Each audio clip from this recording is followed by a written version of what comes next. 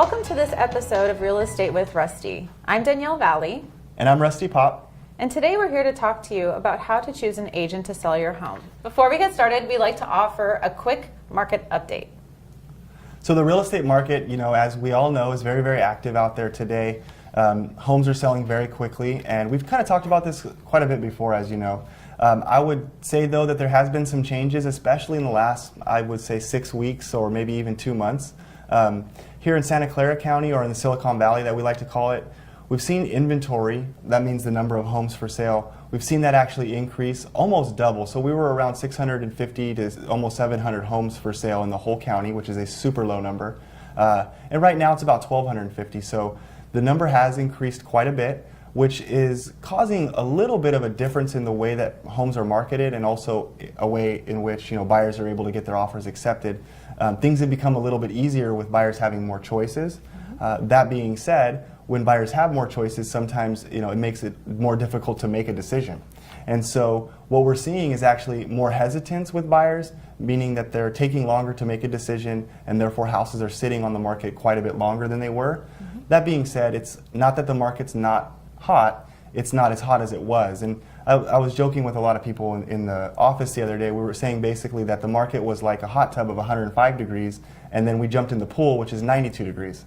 The pool feels really cold right now, but in reality it's actually pretty warm. So houses are still selling anywhere from 7 days to 21 days, depending on their price point and depending on how they're marketed. So it's still a very, very good time to sell. But going into marketing your home, really thinking carefully about how you price it's going to be very important. And then also, if you're a buyer, making sure that you're not overshooting the competition, because it's not quite as competitive as it was maybe 6 weeks ago. Yep, that's right. So not scorching, but still pretty warm. Yeah, it's still definitely a hot market. So cool. So today we will be talking about how to choose a seller's agent. Over the last weeks, we've gone over the process of how to buy a home. And now this episode will go over how to sell your home and how to choose that agent to help you sell your home. Today we'll be using a similar format, a question-answer format, where I will be asking questions of Rusty, and Rusty will be answering for me. Yep. Okay, all right. So some of the questions that we used in the last episode could as well be used in this week's episode, so I won't be repeating as many of the ones as we used last week. Okay. And just to offer up a little bit of a disclosure, trust an agent who knows your market over trusting online valuation software like Redfin or Zillow. There are tangibles and intangibles that only a full-time real estate agent That's very true. would know. So the realtor's expertise is what's going to give you the edge. Yeah. Very good. Thanks. And then most people hire an agent on appearance and charisma, but selling a home is a hefty and important transaction.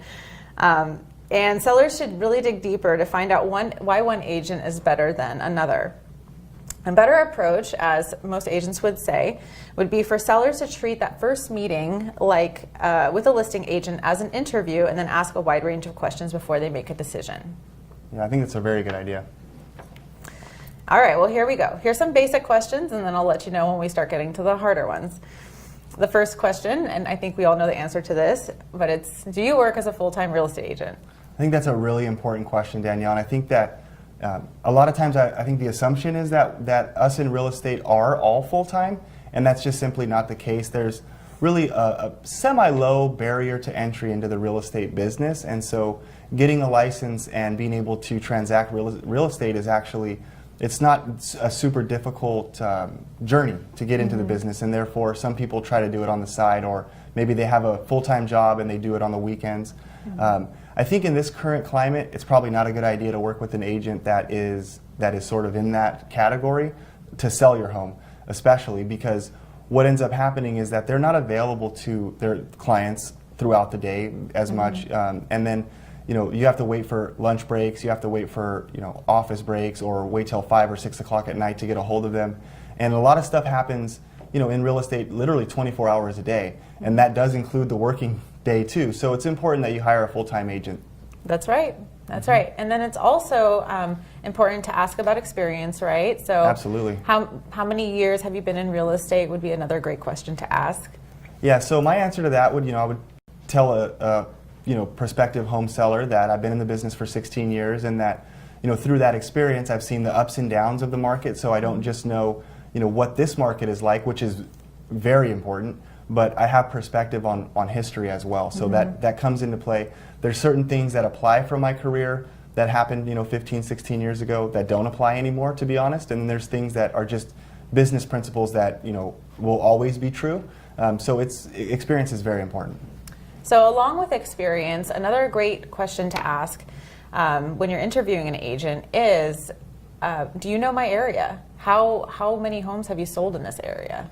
So we were talking a little bit about the market when I was talking about the market update, and I kind of glossed over, because of, for brevity's sake, the importance of, being careful about how you price your house.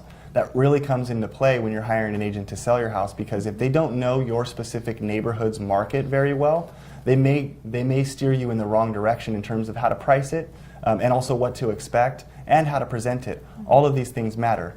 But also, in many cases, their marketing program should put your house on the market and be like a megaphone to the marketplace and broadcast it globally.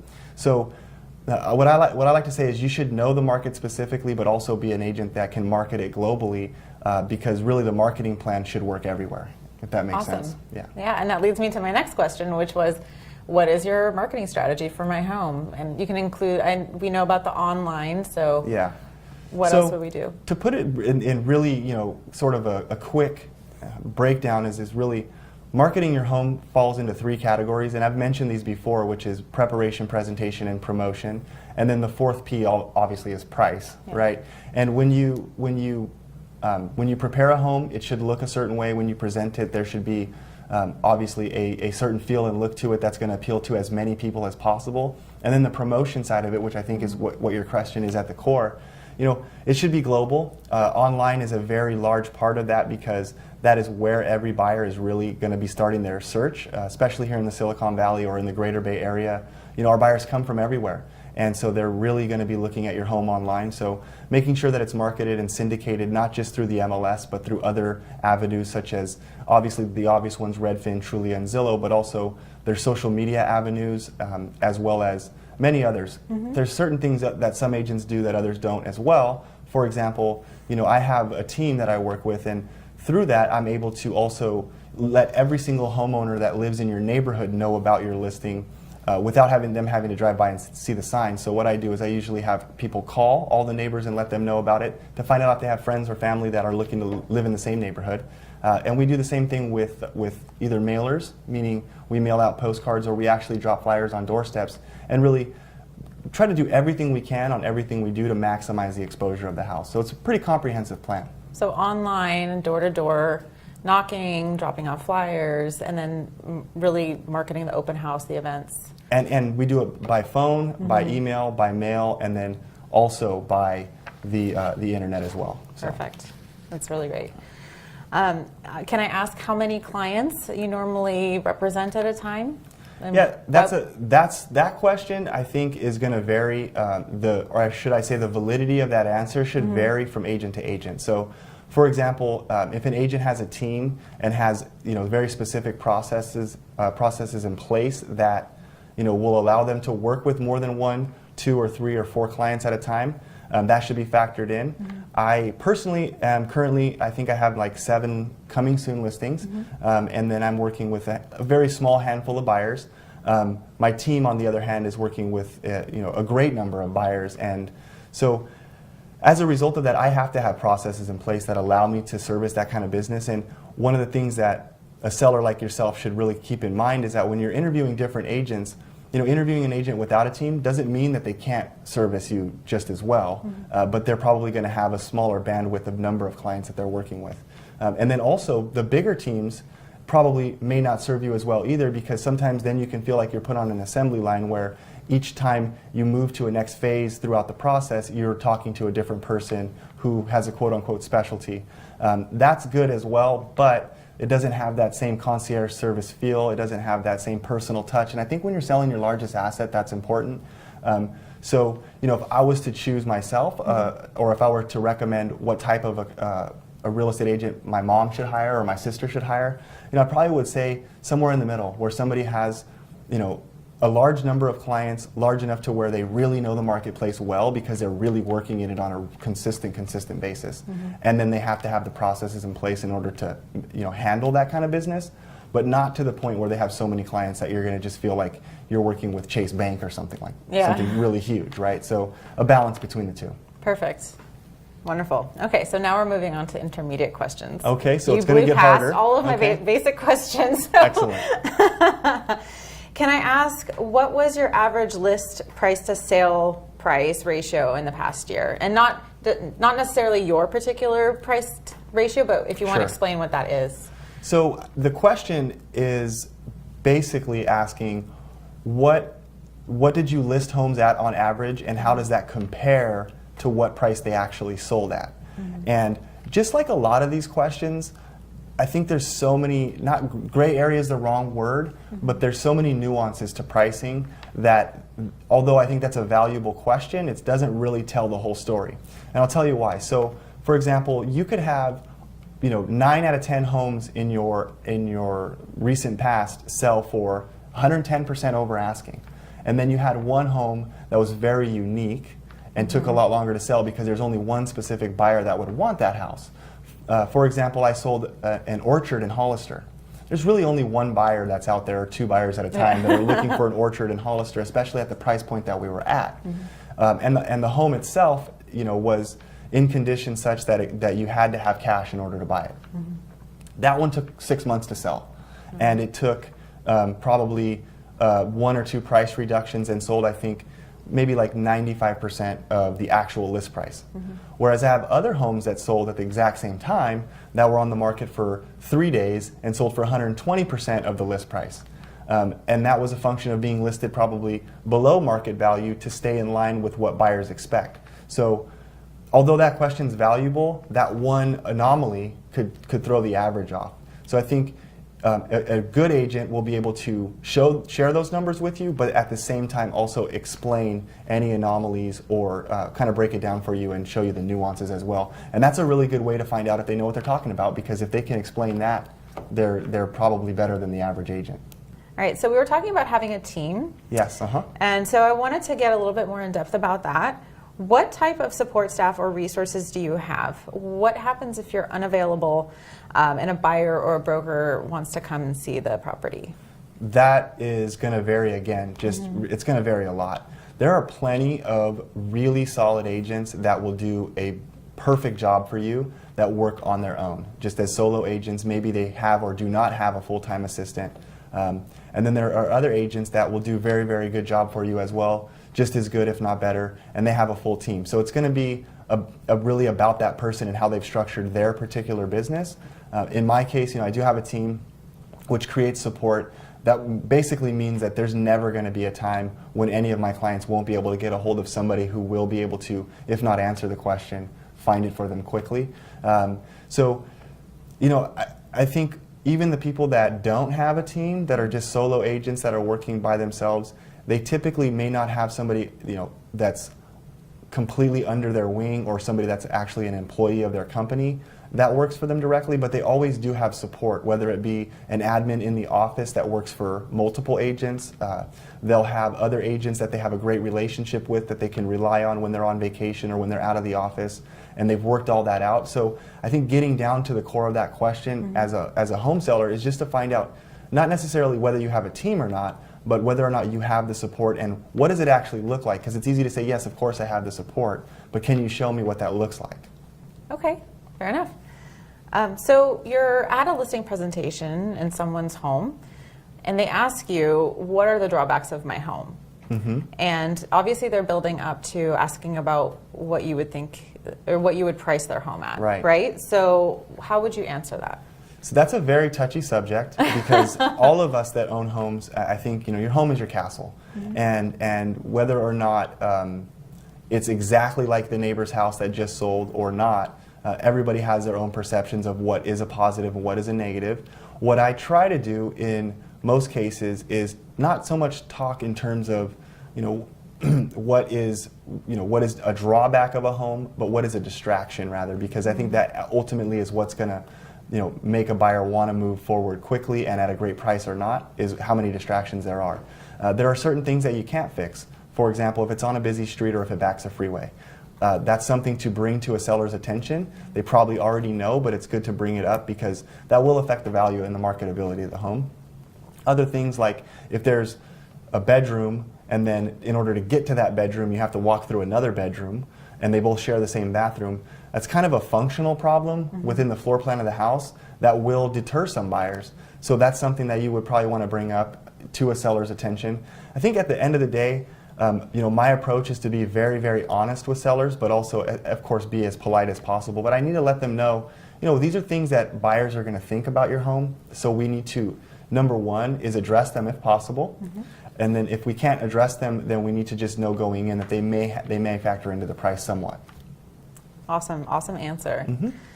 And you're right, it's a very sensitive subject. It is. So for example, at my home, if a listing agent came to visit me, they'd probably have some things to say about my house that aren't perfectly marketable. And I wouldn't be offended because I know that, but at the same time, sellers need to understand that it's not personal, it's all about eliminating distractions, correcting things that are not as marketable if it's possible, and then in addition to that, just knowing that we may have to factor those into the final sales price because that's what buyers are going to do, and going into the situation with the most realistic view is good for everybody. As a listing agent, it is my job to be honest with the seller and let them know what these things are, and then offer suggestions of how we can rectify or correct it if possible. Awesome, Rusty, thank you. The next part is about contracts, and a lot of people probably are wondering, how do you structure a listing agreement? What does that look like? Again, every single real estate agent is probably going to have a slightly different approach, and everything is negotiable. So as a homeowner, you need to understand that no, our fees and our commissions are not fixed costs. Neither are the periods by which we have to list homes is that fixed either. And there's other terms in the agreement that should be at least gone over, if not looked at very carefully. So just to start with, the listing period is something that is negotiable. You don't have to give a listing agent a 1-year contract. You don't have to give them a 6-month contract. That being said, to try to give them a 1-month contract doesn't make a lot of sense either, because once you factor in preparation time, marketing time, and then the actual escrow period, that's definitely going to be longer than a month in most cases. So 3 to 6 months is pretty standard. I think that that's a good thing to be focused on. Focusing also on the commission. You do get what you pay for. So if the agent is offering a lot of services and has shown you a track record that they do get top dollar for your home, they're definitely going to be worth their commission. But that is something in the contract that needs to be looked at and talked over. And then there are varying minor details that need to be talked about. For example, are you going to do home inspections and termite reports up front? Are you going to be selling the house with the solar panels that are there? Are they owned or are they leased? Same thing with an alarm system. That needs to be talked about up front. Are you going to leave the appliances? Are you taking the appliances with you? Should be also discussed. And then the showing instructions, are you going to allow realtors to come to see your house at any time? Is it going to be shown vacant and staged? So there's a bunch of little minor details that aren't so minor when you actually get into the process. All of those are actually spelled out in the listing agreement, and that's just an agreement between both the seller and the agent, but also it gives them a baseline and an expectation setting sort of opportunity as well, so that they can talk about all the details of the process. Awesome. Thank you. So you talked about staging briefly. What recommended prep work besides staging do you need to do before listing the house? So in this market, you don't have to do anything, right? We've talked about that before. You can sell a house, in its current condition, whether the foundation's cracked in 3 places, whether the trees are overgrown and the roof is falling in. It's all going to be based on price. You can sell a house in any condition. The best way to get top dollar, of course, is to make it look as good as possible, both online and then also in person when they show up. And that entails, usually some light corrective work, which can be both cosmetic and also some structural, which could be, if there's obvious damage to the exterior trim work and stuff like that, you can make some of those fixes. Painting makes a big difference. Cleaning or replacing carpets, adding, hardwood floors, for example. Polishing hardwood floors, really cleaning the house very well. All of these things don't have to be done, but everyone has a value, and typically the value that it costs in order to make these changes or make these repairs is far less than what it will actually net you on the purchase price or rather sale price of your home. And so we recommend doing all that and then also staging the house because we want it to look like a model if at all possible. But it's, again, that is not a requirement. It's definitely something that adds value and will net you more money at the end of the day. But also if you live there, it's very difficult to live with staging. It's very difficult to live through remodeling. It's very difficult to manage all that. So your realtor can be your best resource as your go-between between all of the vendors that do that. And if they coordinate all that for you, that's a huge value. Yeah, I totally agree. The next question is a bit sensitive as well, but sensitive towards realtors. And that is, do you rep both sides of the transaction? On a limited basis, I will definitely do that if the seller and buyer both know that I'm doing that, of course, and also are both comfortable with it. I mean, I think at the end of the day, it does get a little bit tricky. There's a lot of reasons why it gets tricky. Number one is that when I've signed a listing agreement with you as my seller, I have a fiduciary responsibility to make sure that you get top dollar. And I'm also going to have some inside information about what the other offers look like, perhaps. So if we did represent both sides, what would end up happening in my case is I would actually not write the offer myself. I would remove myself from the situation, and I would pass that buyer and their confidence off to somebody on my team who is just as competent in order to help them write the offer. So that way there's no sort of conflict of interest. It is possible for me to represent both sides and not do that. What I'd have to do in that case is that I would have to hand off the receipt of all offers to someone else in my office. Probably the managing broker of my office would then receive all the offers, and he would actually probably present them to you. And then I would just be one of the other agents bringing the offers. There's pros and cons to all of that. You know, if I did represent both sides, I could possibly control more of the transaction and also keep things in line a little bit easier because there's less, cooks in the kitchen. But at the same time, it is a very touchy subject. It needs to be handled delicately for sure. Yeah, for sure. So I've been told that an agent's working relationship with other realtors and their professional peers is a crucial marketing component in getting listings sold. Yes. Are you so widely respected in the real estate community that you are often asked to consult with other realtors as well as to teach classes? And so therefore, I can ensure that your relationships will work for me. So this is an opportunity for the agent that you're interviewing to brag about themselves, and I think that in my view, in this current market, there probably is no more valuable thing that a realtor can bring to the table than his network and his reputation, or hers. And I guess what's really brought that to my attention recently is that a couple of things. One is, there's been some very difficult properties to sell that I've had listed over the last several years, and me being able to reach into my network, both of realtors and then also past clients and their networks, I've been able to sell very difficult properties as a result. So that is very important.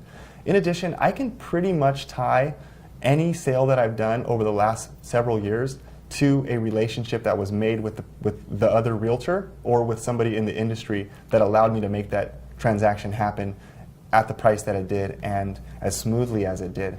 And just kind of offering, like you said, do you teach classes, for example? Do people call you for advice? In my case, all the time. In fact, with the market kind of shifting, as I mentioned at the beginning of the show here, I get calls right now. I'm getting calls like three or four a day from other agents who are like, "Hey, what are you seeing in the market?"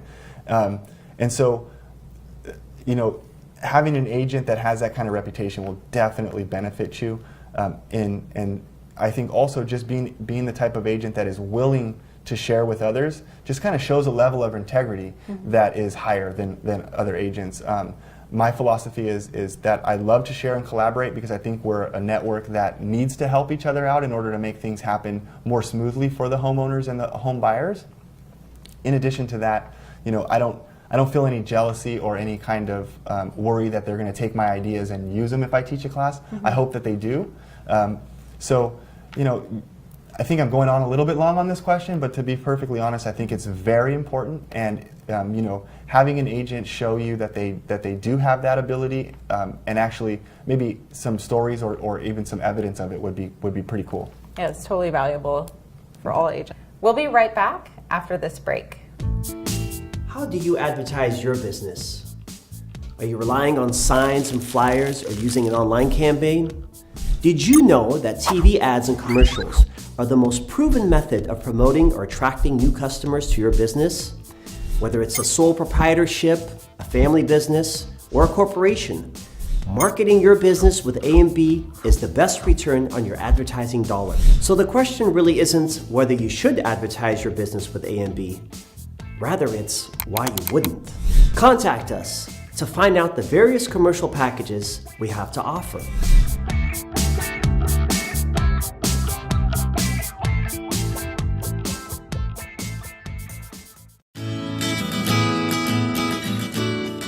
When it comes to selling a home, most homeowners want to know they're working with the best realtor to maximize their sales price. If receiving the highest possible price for your largest investment is the goal, then hiring the right agent matters. Hi, I'm Rusty Pop with Intero Real Estate Services, and I'm really excited to have the honor of presenting this property. Rusty Pop of Intero Real Estate Services provides superior knowledge of real estate market trends as an extremely active agent in San Jose and the Silicon Valley with a track record of selling throughout the Bay Area. Specializing in 3 keys to getting the top dollar: preparation, presentation, and promotion, Pop Properties has a custom marketing plan for you. Rusty and his team offer a concierge service to get your house on the market and looking its best. We take care of all the details to make sure your home shines to attract the maximum number of buyers, and combined with our worldwide global marketing strategy, we ensure the maximum competition for your home. When buyers compete, sellers win. Specific services offered include a concierge coordination of repairs, cleaning, storage, high-end and extensive marketing, and professional custom staging designed specifically for your home. We can even coordinate a full remodel of your house for you. Staging, high-end, state-of-the-art photography, a lifestyle video, and global marketing all come free when you list your home with Rusty Pop. If you're looking to list your home or simply want to discuss its value in today's market, don't hesitate to call 650-793-9575. So the next question is actually a couple. The first is, how many homes do you have under contract or in escrow? And then the second part is, many agents list homes only to have them expire unsold and then later relisted with another agent. What percentage of the homes you listed last year sold with you as opposed to being relisted and sold with someone else? So that question, Danielle, comes down to production levels, right? And I think that every agent's going to have a different set of production levels that are going to be comfortable for them. Right now I think I have 4 in escrow, and I had 10 in escrow last week, so 6 of them have closed. So it's obviously it fluctuates quite a bit from week to week. And so, how many homes you've sold in the current marketplace does come into play. If you have an agent that you're interviewing that has closed, for example, 24 homes in the last 12 months, whereas you're interviewing somebody that may have closed 6 in the last 24 months, their understanding of what's going on in the real estate market may be very, very different, because one is actually in it all the time, whereas the other one is in and out on a quarterly basis. So that's very important to note. In regards to homes expiring or homes going on the market and being canceled by the seller before they sell, that can happen for a myriad of reasons. In my case, I've been very blessed. Last year, I believe I took around 18 or 20 listings, and I think one of them didn't sell with me. It did, however, sell off market. The owner sold it himself by a buyer that I brought. So that was one anomaly out of all of the ones that I listed. Expiring or canceled listings can be a function of taking on listings that are overpriced, which is definitely can be reflected on the agent, but also is sometimes the seller's decision to overprice a house. The reason that I have a little bit better of a ratio in terms of like listing and then also selling is partly because I don't want to take overpriced listings and utilize my time on a project that's not going to be fruitful. So instead of using my time to work on listings that probably won't sell, I'd rather pass those on to somebody else, and then be able, as I said, to better serve someone else who is a little bit more realistic. Mm-hmm. So that's the case, but it's not always the case because we can't predict the market. And as I've mentioned, some homes are very challenging to sell. For example, if a home is, like I said, an orchard in Hollister, or maybe it's a log cabin in the Santa Cruz Mountains, or it's a property that is a ranch in Modesto and it has 25 acres that are only usable for some specific zoning. These are going to be difficult properties to sell, and I am up for the challenge. And I enjoy a challenge, but at the same time, those may take longer to sell, and in some cases, they never do sell just because there's not a particular buyer over a given period of time. In any event, I guess the question is very valid, but also just like before, it's a little bit nuanced, and so asking deeper questions would be a good idea for a home seller when interviewing an agent. Yeah, that's right. So Rusty, we've talked about how you have a team and a team of staff that support you. And since you have that team, would they promise to be dedicated on my behalf to be following up on all the details needed for like termite reports, inspections, home inspectors, radon inspectors? Absolutely. Okay. So that's a good question for obviously a home seller to ask a prospective real estate agent if they have a team, of course. And if they don't have a team, you'd want to find out who are those people that maybe not on their staff or their team, but still those people that do those things. And if it's them, making sure that they do have a production level that's in line with that kind of service. So it's all very, very nuanced, but in my case, everybody on my team is well paid, so they have an incentive to do a good job. In addition to that, the way that I treat running a team or managing my team is really the same way that I treat sellers. It's really about service. So when you said I have a team that works for me, I actually feel like I work for them. And so what that means is that I put them in positions where they can succeed, and I put them in positions where they want to succeed, both on an incentive level and then also on just a level of maturing in the business. And as a result, it comes together really, really cohesively. So it all depends on how that particular agent manages their team. Outstanding answer. Thank you. Okay, Rusty. So tell me a little bit about your marketing strategy online. Do you pay hundreds or even thousands of dollars per month for multiple premier internet leads and marketing to attract buyers to my home? So, wow, that's a big question. I think that every single agent has a different marketing strategy for their own business as well as how they market your home. And ideally, those are cohesive, or those dovetail each other. And so it's really important to ask that question, but at the same time understand that there's not one good answer, or there's multiple good answers, and there could also be a couple of bad answers as well. So in my particular case, no, I don't spend a lot of money on lead generation through internet marketing, particularly because, just to give you a statistic, internet leads, there was somewhere around 130 million internet leads sold in the United States over the last 12 months. And there were somewhere in the neighborhood of 5 million homes that turned over. So obviously, the quality of these leads is on the low side, and also regeneration of the same lead over and over and over again. It just doesn't seem like the greatest way to allocate my time, because then my phone's going to be ringing off the hook with people that are not interested in your home necessarily, but are just interested in a myriad of other questions. And then they're also calling 5 or 6 other realtors at the same time because of the way that the internet lead is then sold. So to sort of kind of circle back into number one, I think you should make sure that your agent is marketing your home is as much, if not more, than themselves, right? So that's a big question to ask. And then secondly, is that lead generation producing quality leads or quantity of leads? We do want quantity of people looking at your home. We want to build up the competition, but at the same time, we don't want your realtor or the realtor staff spending all their time filtering through bad leads, because the truth is that probably 85% of the buyers that are going to be looking at your home are actually going to come from other realtors anyway. So really what you want them doing is networking with other agents and really marketing your home to the people that have buyers already at the ready. So yes, that's right, Rusty. The lead generating sites can be kind of confusing from the novice user. Right, exactly. And so it's nice to get the agent's perspective of how all of that works. Yeah, so I mean, and just to sort of further that, it's like a lot of these leads that come in through these sites, again, they're redundant. So one lead might show up 5 times, and then that one lead that shows up 5 times also might not even be pre-qualified, or if they are pre-qualified, nowhere near qualified to your home. I mean, it's a very inefficient process, but there are lots of agents that use it to their benefit because they have the staff in order to take all those calls and then filter through them all, but it doesn't really benefit the seller that much. It just really benefits the realtor in order to generate more buyer leads in order to sell them other homes. Yep, so hear that, buyer's agents, that's what you're going to use to find buyers. All right, so let's move on to the recommended price of a home. Okay. So in a listing presentation, we talk about price. Generally, somebody would want to talk about, a client would want to talk about it earlier in the conversation, right?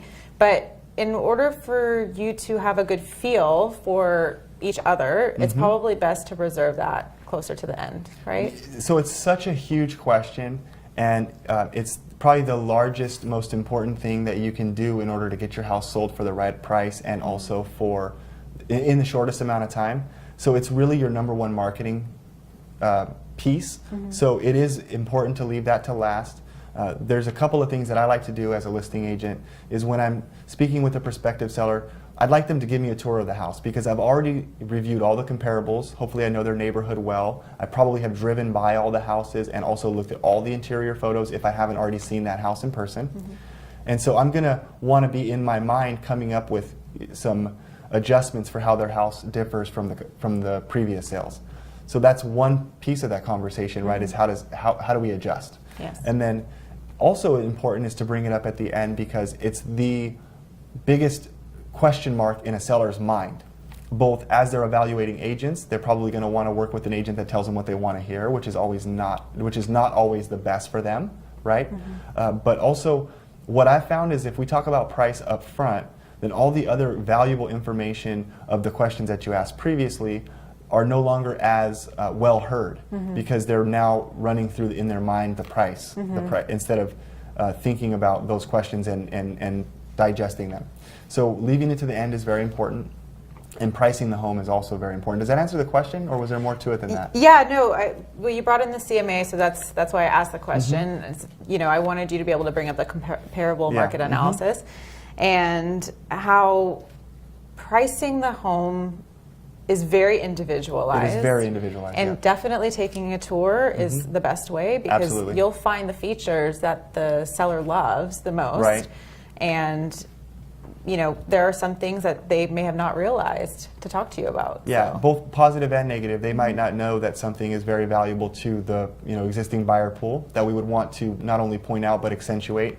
They also may not know of some things that are now considered outdated. If somebody's lived in a home for 40 years, a very perfect example of this is that 40 years ago, people took wall-to-wall carpeting and covered up hardwood floors because wall-to-wall carpeting was brand new 40 or 50 or 60 years ago, and it was an upgrade, right? Now taking those carpets off and actually sanding down the floors and showing those hardwood floors is actually the upgrade. That's right? And I think a lot of sellers know that, but not all of them do actually. Same thing with an open floor plan.